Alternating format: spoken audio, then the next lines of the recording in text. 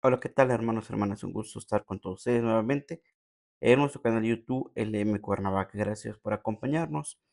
Vamos a compartir con ustedes a continuación de este tema que hemos estado estudiando estos días, que es la ciencia y la religión.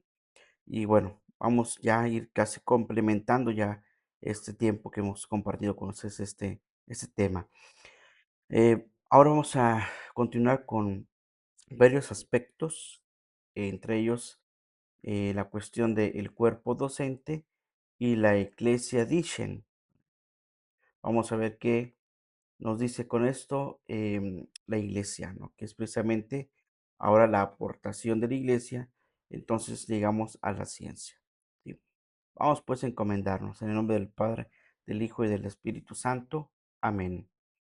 El ángel del Señor anunció a María y consiguió por obra del Espíritu Santo. Dios te salve María, llena eres de gracia, el Señor es contigo, bendita eres entre todas las mujeres, y bendito es el fruto de tu vientre Jesús. Santa María, Madre de Dios, ruega por nosotros pecadores, ahora y en la hora de nuestra muerte. Amén.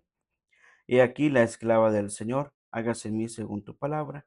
Dios te salve María, llena eres de gracia, el Señor es contigo, bendita eres entre todas las mujeres, y bendito es el fruto de tu vientre Jesús. Santa María, Madre de Dios, ruega por nosotros pecadores, ahora y en la hora de nuestra muerte. Amén. Y el Verbo se hizo carne y habitó entre nosotros. Dios te salve María, llena eres de gracia, el Señor es contigo, bendita eres entre todas las mujeres, y bendito es el fruto de tu vientre Jesús. Santa María, Madre de Dios, ruega por nosotros pecadores, ahora y en la hora de nuestra muerte. Amén. Ruega por nosotros, Santa Madre de Dios, para que seamos dignos de alcanzar las promesas de Jesucristo, de nuestro Señor Jesucristo. Oremos. Te suplicamos, Señor, que derrames tu gracia en nuestras almas, para que los que por anuncio del ángel hemos conocido la encarnación de tu Hijo Jesucristo, por su pasión y cruz seamos llevados a la gloria de la resurrección. Por el mismo Jesucristo nuestro Señor. Amén.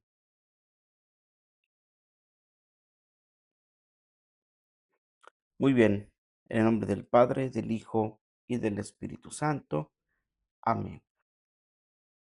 Bueno, pues entonces entramos a la cuestión del cuerpo docente y la Iglesia Dicen.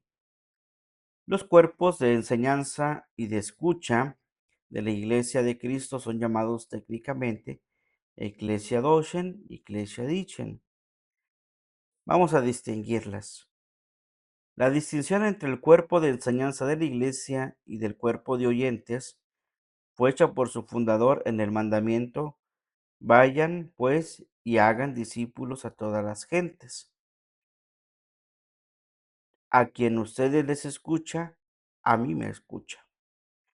Y es la misma división, y la misma división es ilustrada por San Pablo en la comparación entre el cuerpo humano y el cuerpo místico de Cristo. Si todo el cuerpo fuera ojo, ¿dónde quedaría el oído? Hermanos, el oficio de enseñar fue comunicado a la Iglesia junto con la dignidad del sacerdocio y de la autoridad del gobierno. El triple poder descansa en San Pedro y los apóstoles y sus sucesores. El oficio divino de la enseñanza no es impedir, perdón, el de oficio divino de la enseñanza no es impartir convicción científica, sino dar, sino dar una declaración autoritativa, y la respuesta a ello de parte de los oyentes no es ciencia, sino fe. La Iglesia, hermanos, puede aún emplear su poder regulador para apoyar su enseñanza. Entonces aquí ya comenzamos a ver algo importante de lo que es la iglesia, ¿no? La iglesia, el oficio divino de la iglesia es enseñar, pero no es impedir la convicción científica. No impide la convicción científica. Todo esto es ejemplificado en los primeros siglos cristianos. Los 12 apóstoles no tenían tratos con las escuelas de Atenas, ni Alejandría o Roma, que eran las grandes escuelas en aquel entonces. San Pablo, quien fue llamado más tarde Probablemente fue el único estudiado entre todos los apóstoles y aún él mismo profesa que sus enseñanzas no tienen las palabras persuasivas de la sabiduría humana. Utilizó su poder contra Himeneo y Alejandro, quien en cuanto a la fe había naufragado, y exhortaba a Timoteo a utilizar la misma autoridad contra aquellos que no tenían defensa contra una doctrina sólida. Y el apóstol San Juan culpaba a varios obispos del Asia Menor por no remover a los falsos maestros. Entonces estamos hablando de una situación ya que se comenzaba a vivir en la época de San Pablo, de San Juan, ¿verdad? Y ciertamente, mm, aunque Pedro y los demás apóstoles no eran tan letrados, tenían la triple poder en San Pedro y los apóstoles, ¿verdad? Sacerdocio, autoridad y gobierno. Y Pablo, que estaba un poco más estudiado como San Lucas, daba a entender que aunque tuviera conocimiento, él mismo decía, pues no tengo palabras persuasivas como los estudiosos, ¿no? Entonces, inclusive San Pablo em, hace a un lado este pensamiento de, de decir que él tiene palabras sabias o científicas, ¿no? Eh, digamos que tiene un gesto de humildad ante la ciencia, ¿sí? Y San Juan Evangelista, aunque no era muy letrado tampoco, pero tenía un don exquisito de Dios de poder hablar, discernir, tener visiones y demás, eh, provocó entre sus propios hermanos, pues perdón, sus propias comunidades, el poder abrir los ojos ante las inventivas del maligno, ¿verdad?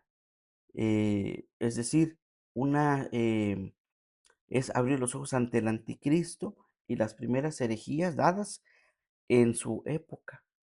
Entonces, tanto San Juan como Pablo hablan de una importancia de la fe.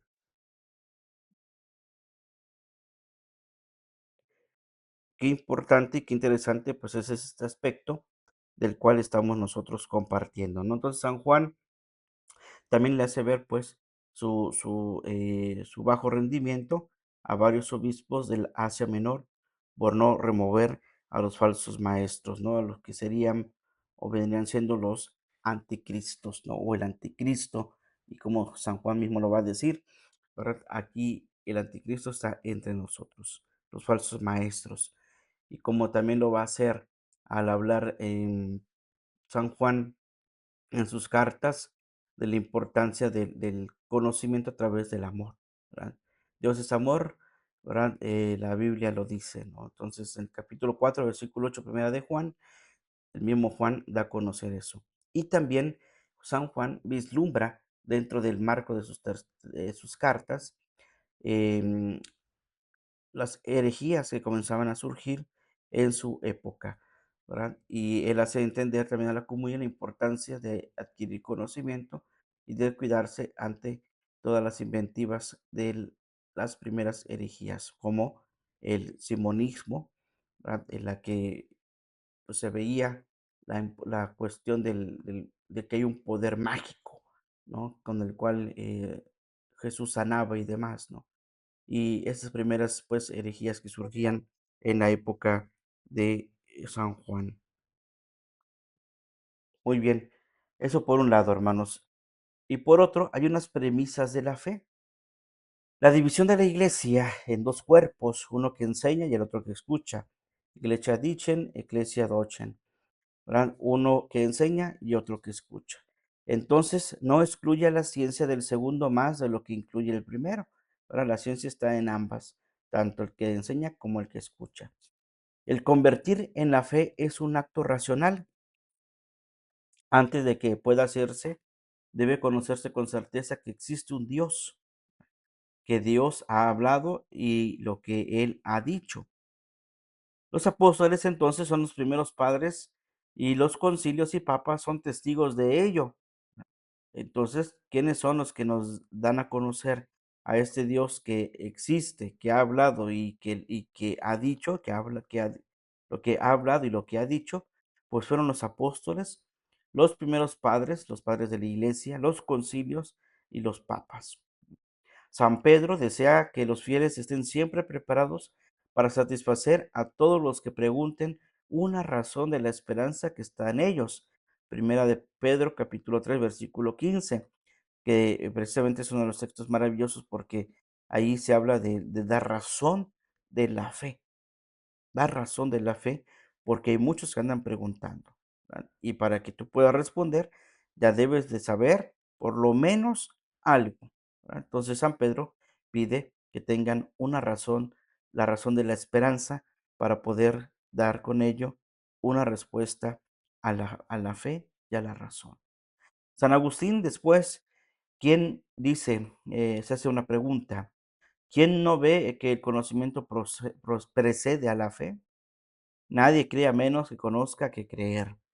Y la siguiente es la declaración del Concilio Vaticano, que dice, para considerar razonable el servicio de nuestra fe, Dios ha unido a las acciones interiores del Espíritu Santo pruebas externas de su revelación, hechos divinos, especialmente milagros y profecías, los cuales son testigos parlantes de su infinito poder y sabiduría, testimonios infalibles de revelación divina que se adaptan al entendimiento de todos, ¿verdad? Entonces la iglesia, digamos, el pensamiento teológico no está rechazando la ciencia, la está conteniendo, ¿verdad? Y a la iglesia es un don del Espíritu Santo. Por eso decimos también que nos da 7 dones, ¿no? Entre ellos está el don de la ciencia, la inteligencia, en fin.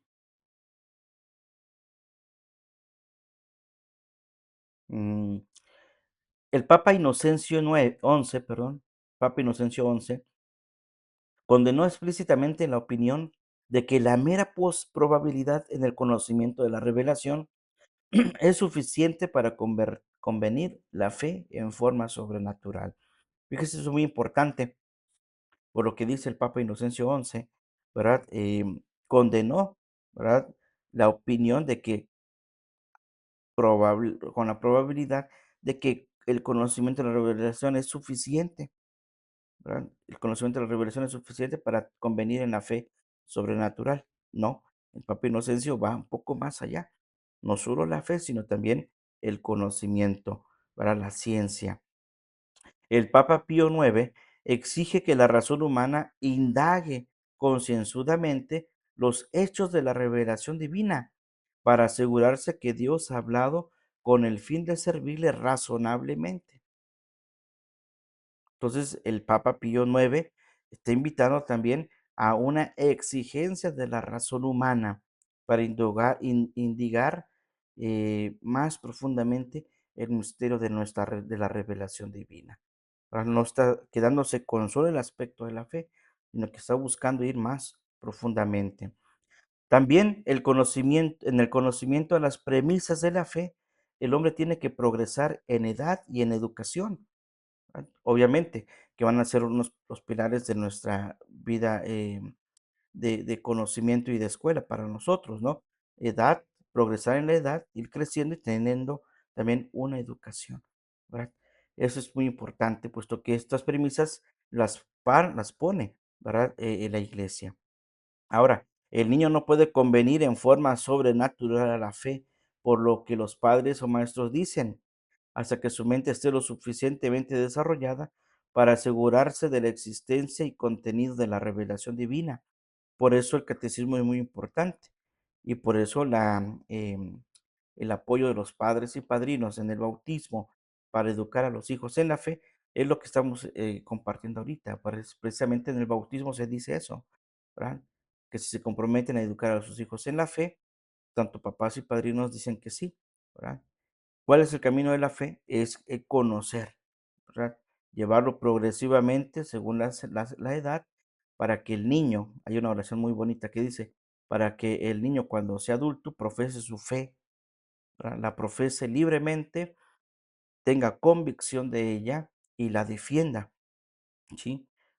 Progresivamente, ¿verdad? Ese es el conocimiento de la fe, puesto que la fe sobrenatural no se da así nada más por un hecho, ¿no? Simplemente como un acto, digamos, mágico. Ahí está la fe, ten, ¿no? Sino que se va progresando en la fe. Bien, entonces el niño va conociendo poco a poco, ¿sale? De nuevo, entonces, el conocimiento que pueda bastar a un niño puede no bastar a un hombre. Debe aplicar las facultades mentales e intereses en los fundamentos de su fe. Y la prudencia de su mente debe igualar a la sencillez de su voluntad. Y el profesor Ace, ¿verdad? Aquí aparece otro personaje importante. El profesor Ace acostumbraba a tener el catecismo sobre su escritorio junto con los libros científicos.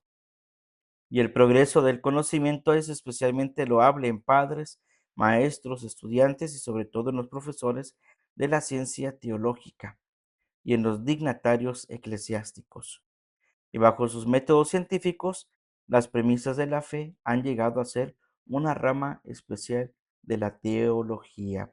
Ahora, entonces, fíjense qué bello ejemplo de el profesor Ace de tener junto a sus libros el catecismo de la iglesia, ¿verdad? El catecismo en su escritorio junto con los libros científicos.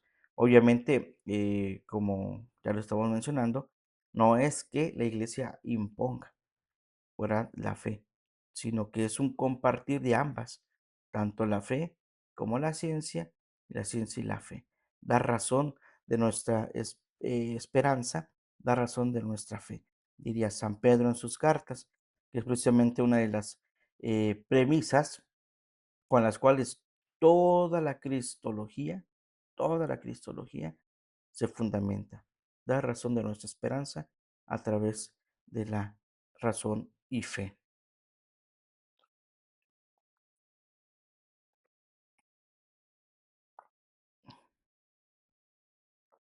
Ahora, ¿cuál es el contenido del Ecclesia Dicen, Ecclesia Docen? ¿Cuál es el contenido?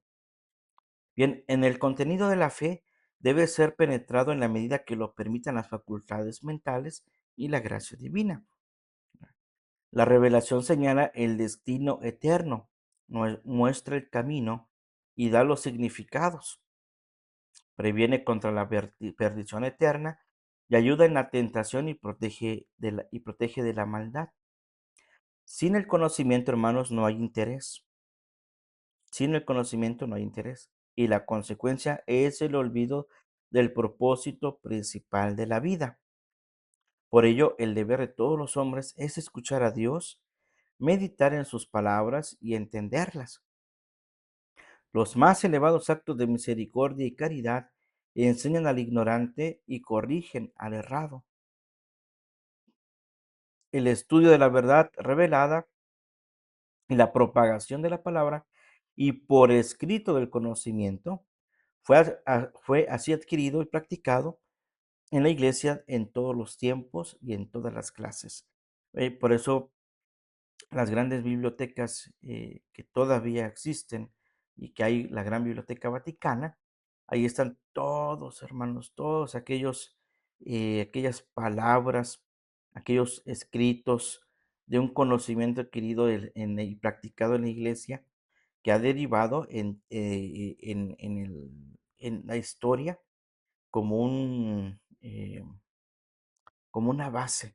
Ya comentábamos, si se acuerdan, anteriormente, cuando hablamos de algunos de los santos y personajes principales de la iglesia con respecto a la ciencia, el de aquel padre que elaboró la cuestión del mineral, el estudio de la tierra, de las piedras, ¿verdad? Y de ahí nace precisamente la geología, ¿verdad? Es interesante y cómo queda de base ese libro fundamental en lo que escribió él, ¿no?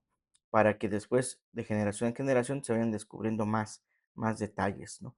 Y que la ciencia sigue avanzando hasta el día de hoy, ¿no? Veía hace unos días un videito de una película, no sé cuál sea, en donde precisamente hicieron estudio y total que va bajando una especie como de tubo en la tierra, y resulta que llega un momento en el que ya no se puede y hay ciertas situaciones complejas, y resulta que se formó por tantas cosas, tantos estudios, tantos, experimentos, y con esto de la inteligencia artificial en esos días, se creó un organismo, este, eh, con células humanas, células biológicas y toda esta maquinaria de la inteligencia artificial y todo esto se creó un monstruo, ¿no?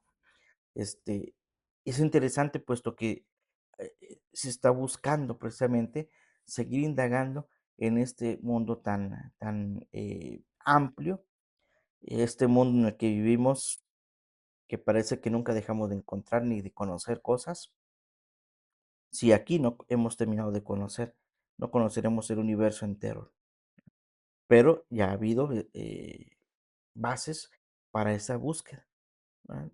Que es precisamente a través del conocimiento y de la fe, ¿verdad? ¿Para qué necesitamos tener el catecismo a un lado? Precisamente para no caer en el error, para tener nuestro fundamento y para no desviar nuestra mente, ¿verdad?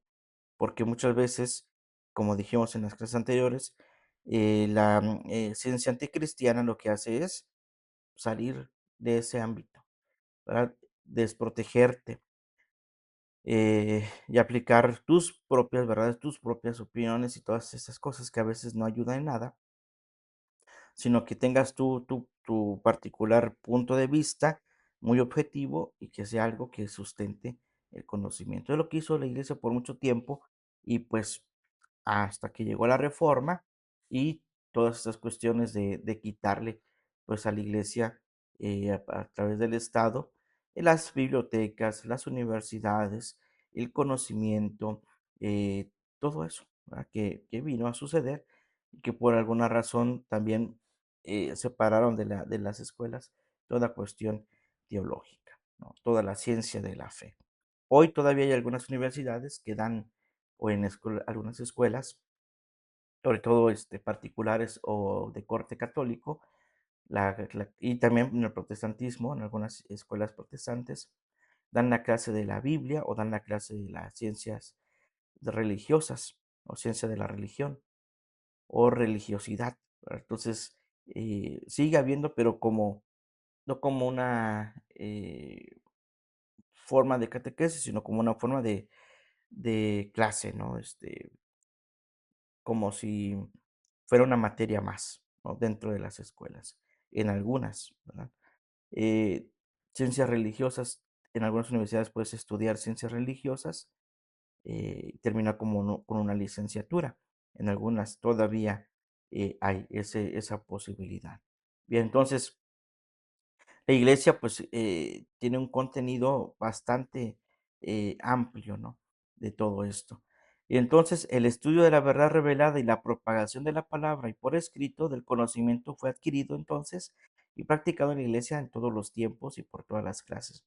Debido a este estudio, el depósito divino de la fe ha crecido en un sistema científico, el cual no es igualado en claridad, perdón, y firmeza de estructura por otras ramas del conocimiento. Fíjense, es debido a este estudio, el depósito divino de la fe ha crecido en un sistema científico, el cual no es igualado en claridad y firmeza de estructura por otras ramas del conocimiento. ¿Sí? Entonces, de hecho, la mejor estructura política la tiene la iglesia, ¿sí? Y la mejor estructura metodológica también la aporta la iglesia, ¿no? La iglesia aporta mucho, ¿verdad?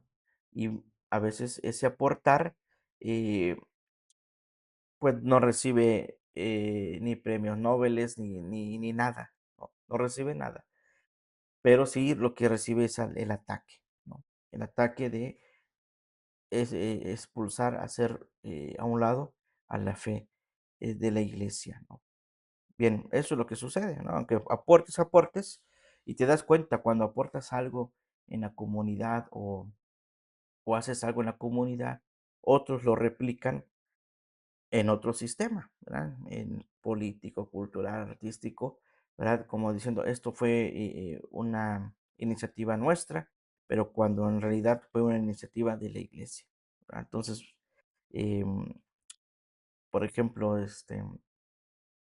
todas estas cuestiones de la paz que hay ahorita desde la Conferencia del Episcopado Mexicano, eh, lo aporta, lo trabaja, lo hace, todas las aportaciones sobre la fe, todo lo que hay, ¿verdad? Y resulta que también dentro del sistema gubernamental salen cuestiones como escuelas por la paz. Y tú dices, bueno, todo esto nace de iniciativas católicas, ¿no? No nacen del Estado, ¿no? Entonces el Estado asume esas palabras y nada más les cambia la cuestión, ¿no? En lugar de eh, trabajemos u oremos por la paz, escuelas por la paz, ¿no? Constructores de paz, ¿no? Escuelas constructoras de paz. Eso es muy interesante, cómo a veces olvidamos la importancia de una buena relación entre el Estado y la Iglesia para poder llevar a cabo todas estas grandes iniciativas que parten tanto de la Iglesia como del Estado y poder vivir, digamos, de una manera más tranquila y en paz. Pero no, siempre están en conflicto y siempre buscan, sobre todo, eh, quitarle a la Iglesia su espacio, ¿no? Un espacio que tiene y que muchas veces lo van reduciendo y hoy aún más lo van reduciendo hasta dejar a la iglesia encerrada en su iglesia, em, como está pasando en Nicaragua, ¿no? Con este presidente que poco a poco ha ido sacudiendo a su país y los ha estado encerrando en un comunismo fatal, ¿no? Que hasta prohíbe una manifestación pública de fe, ¿no? Católica, sobre todo católica. Demás iglesias no sé, pero por lo menos a los católicos les prohíbe hacer ciertas cosas que antes eran pues una tradición popular y que ahora pues los han encerrado, ¿no? Y que si apenas hay una manifestación, tantito salgas de la iglesia, este, te cierran la iglesia, meten al padre a la cárcel, agarran a todos los que estaban ahí y es un caos, ¿no? Entonces, una situación que podríamos llegar también nosotros si nosotros no cuidamos y perseveramos en nuestra fe, ¿no? Y no alzamos nuestra voz y también si no manifestamos nuestra fe. Es necesario seguirla manifestando, puesto que nos han precisamente ido encerrando, ¿no? Ahora, debido a este estudio, a partir de este estudio, en el marco de este sistema sobresale el relieve de los misterios profundos, sin duda más allá de la comprensión humana, pero bien definidos en significado y protegidos contra objeciones. Sin embargo, debe recordarse que los divinos y doctores, como tales, no constituyen el cuerpo de enseñanza de la Iglesia. Todos pertenecen a la Iglesia, dicen. La teología como sistema científico con propuestas, argumentos y objeciones no es el objeto directo de la Ecclesia Docen.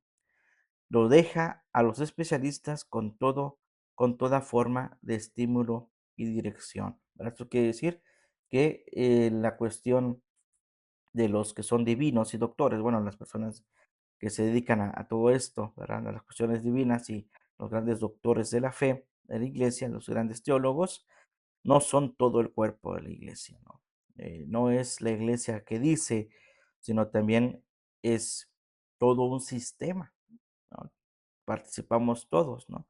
Y este no es, dice la teología como sistema científico con propuestas, argumentos y objeciones, no es el objetivo directo de la iglesia docen, de la que la iglesia hace, sino que se lo deja a los especialistas, ¿no? Y ahí están, en las grandes universidades, los grandes pensadores, y la iglesia pues tiene su forma de enseñanza que inclusive la persona más sencilla te puede dar una enseñanza tan profunda por su fe que puede inclusive hacer caer todo tu pensamiento eh, que tengas sobre alguna cosa por la sencillez de unas palabras, ¿no? Entonces a veces puede llegar a pasar cuando alguien te dice unas palabras sobre todo de gente que no tiene estos conocimientos tan profundos, que no han estudiado dogmática, ni cristología, ni griego, ni arameo, pero los escuchas te dan una enseñanza muy profunda, ¿no? Y también los grandes pensadores. Hay grandes estudiosos, grandes pensadores que te dejan un, un- un estímulo para que tú puedas seguir adelante y dices, yo quisiera tener ese conocimiento también, ¿no? Entonces, de alguna manera la iglesia tiene en todos los ámbitos a alguien que tiene estas dos cosas, ¿no? La iglesia Dichen y la iglesia Dochen, ¿verdad? Que es muy importante, digamos, para nuestra profesión de fe, a la cual pues nosotros estamos pues llamados, ¿no? Em, a vivir, ¿no? Bien, ahora, ¿cuáles son los peligros contra la fe? Ah, ya que la fe como fundamento de vida eterna es una virtud sobrenatural, al igual que todas las demás virtudes, está expuesta a la tentación.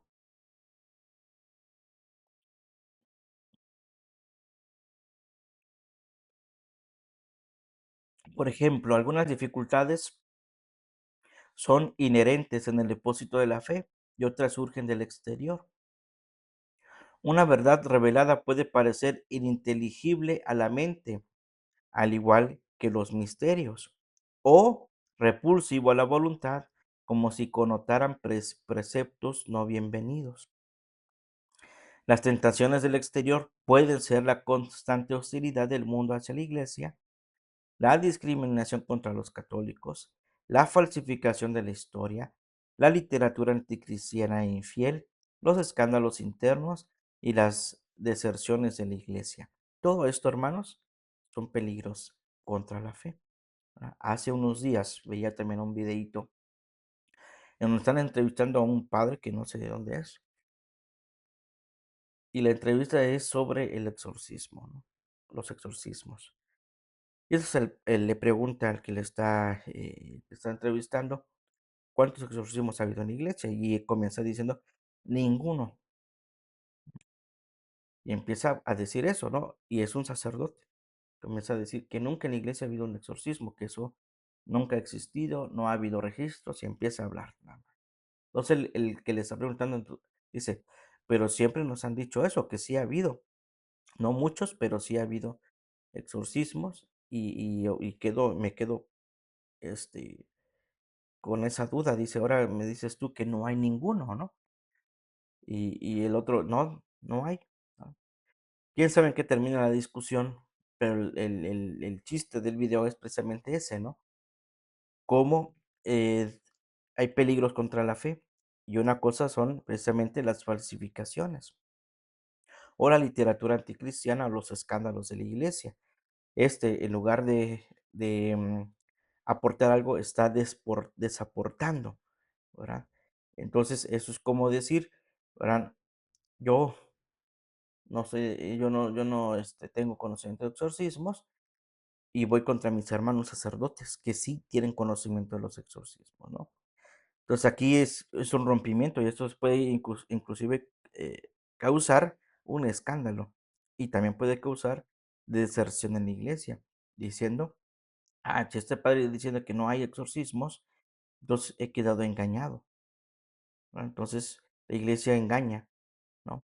Entonces ahí fíjense, esa es la cuestión que a veces muchos no nos damos cuenta. Sí podemos tener una opinión acerca de los exorcismos, pero no podemos categóricamente decir que no existen, ¿no? Este, es como si dijéramos que no existen los exorcismos y los judíos que nos dijeran que sí existen, ¿no? Entonces rompemos el pensamiento judío, puesto que los judíos tenían también su ritual y sus formas de exorcizar. Eso solamente por poner un ejemplo precisamente contra los peligros que corre la fe. ¿Verdad? Y cosas muy sencillas, ¿no? Como suele sucedernos muy en la práctica común y pastoral de la iglesia. ¿Por qué en otras iglesias sí bautizan este, sin padrinos y en otras con padrinos? Esos detallitos también, ¿verdad? Van causando problemas, ¿verdad? Se supone que todos tienen un común acuerdo, que es el Código del Derecho Canónico, y que de ahí se basa todo, ¿no? Entonces, y el único que puede modificar alguna cuestión canónica es el Papa o un obispo, y ya en cuestiones pastorales, dependiendo de la situación en la que uno esté viviendo pastoralmente en la comunidad, el párroco tiene la obligación de comunicar al obispo y el obispo darle una respuesta. Y si la respuesta la puede dar el párroco por sí mismo, también porque tiene autoridad, ¿no? Pero no es que siempre estemos así, ¿no? Entonces, a veces esas cositas pueden causar estos peligros contra la fe, ¿verdad? Bien, ahora, por su derecho exclusivo y positivo para enseñar a todas las naciones lo que Cristo ha ordenado a los apóstoles, la Iglesia asimismo deriva necesariamente el derecho a defenderse para proteger a su rebaño contra los peligros de la fe, emplea toda la autoridad de su poder reinante con sus subdivisiones legislativas, judiciales y administrativas. Por este poder, ella regula la designación y remoción de los maestros religiosos, transmisión o prohibición de doctrinas religiosas y aún los métodos de enseñanza de palabra o de escrito. Entonces, la Iglesia tiene el derecho exclusivo y positivo de enseñar a todas las naciones lo que Cristo ha ordenado a los apóstoles, ¿verdad? Y también tiene asimismo el derecho a defenderse. Por eso un profesor que da clases en el seminario, por lo menos en Cuernavaca, no sé en los demás seminarios, debe de tener un nombramiento oficial. No es cualquier profesor el que da la clase, ¿verdad? Tiene que tener un perfil y tiene que tener un documento avalado, ¿verdad? De que esa persona está designada para esa materia, ¿no? Para dar esa materia, ¿verdad? Si en algún caso el maestro dijera otras cosas en contra, entonces se le es removible, puesto que la autoridad la tiene la iglesia, ¿sí? Este, o el método de enseñanza, o el método de las palabras, o el método por escrito, ¿no? O sea, la iglesia tiene ese poder, ¿no? Y por un lado es bonito que recibas de parte de la iglesia un documento que te avale para dar clases, por lo menos cada año, ese se renueva cada año, ¿verdad? Y cuando ya terminas de ejercer, hasta ahí, ¿no? Este, pero no es así que digan, ah, pues aquí puede venir fulano de tal a dar clases porque sí, ¿no? O para rellenar, ¿no? Tiene que tener un nombramiento.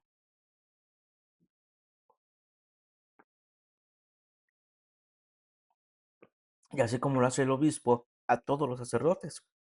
Todos los sacerdotes tienen un nombramiento, ya sea de párroco, administrador, de vicario, vicario adjunto, todos. Si eres el encargado de alguna comisión o dimensión, te da tu nombramiento, ¿verdad? Que es parte del obispo para ejercer un servicio pastoral en la iglesia, ¿verdad? No es nada más por hacerlo y a ver qué yo puedo hacer, ¿no? Sino es dado precisamente por una aportación de la iglesia, o sea, un documento, ¿no? Entonces la iglesia tiene ese poder, ese derecho, perdón, exclusivo y positivo para enseñar a todas las naciones lo que Cristo ha ordenado a los padres, perdón, a los apóstoles.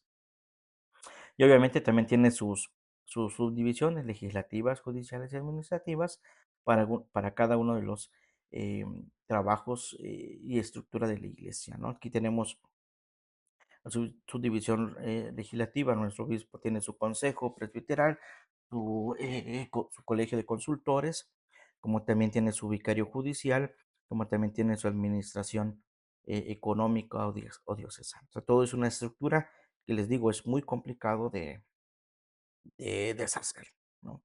Bien, hasta aquí le vamos a dejar, hermanos, con esta cuestión de la iglesia Dochen y la iglesia Dichen, ¿verdad? Que pues de alguna manera pues nos llevan a ver cómo es el cuerpo docente de la iglesia, ¿verdad? Y quién es la portadora de esa enseñanza, ¿no? Que es precisamente todos, como dice Jesús, vayan y hagan discípulos a todas las gentes, bautizándolas en el nombre del Padre, del Hijo y del Espíritu Santo y enseñándoles, dice, todo lo referente a lo que ya es conocido. Bien, vamos a terminar entonces, hermanos, en este momento. Vamos a